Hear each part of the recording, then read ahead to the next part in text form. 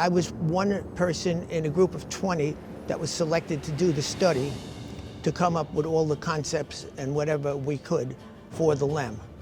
It really was an iconic engineering feat. Nobody had ever built a spacecraft that would pilot a man to the moon.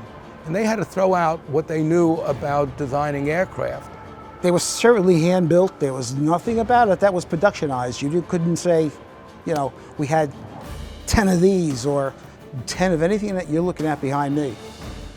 We don't have enough information on outer space. Communication, you know, all the environment up there. The lunar surface is the temperature vary from roughly from 250 to -50.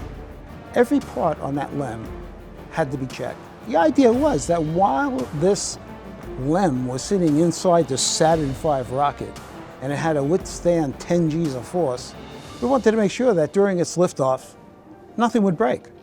There were things I was worried about. Everybody thought the landing was the thing. I was concerned about lifting off the lunar surface to get back into lunar orbit to mate with the command module, because the sequence of events that had to happen perfectly were considerable. The two stages were connected by a few cables for batteries and stuff. They had to be severed with a guillotine. And if one cable didn't sever, that thing probably wouldn't have been able to get off the surface of the moon. There was zero tolerances forever. Everything had to be perfect. We have done everything we can, from step by step. So we were confident. So we were able to say, go for the Apollo 11.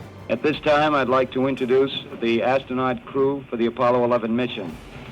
Very many Americans across the nation have dedicated themselves to quality, craftsmanship, and ingenuity.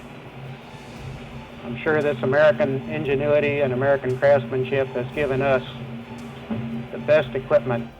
6, 5, 4, 3, 2, 1, 0. Liftoff. We have a liftoff. 32 minutes past the hour. Liftoff on Apollo 11.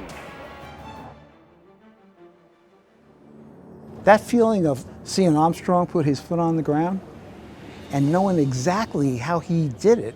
I mean, he came down the ladder. I knew what he was going to do next. I'm going to step off the LEM now. That's one small step for man,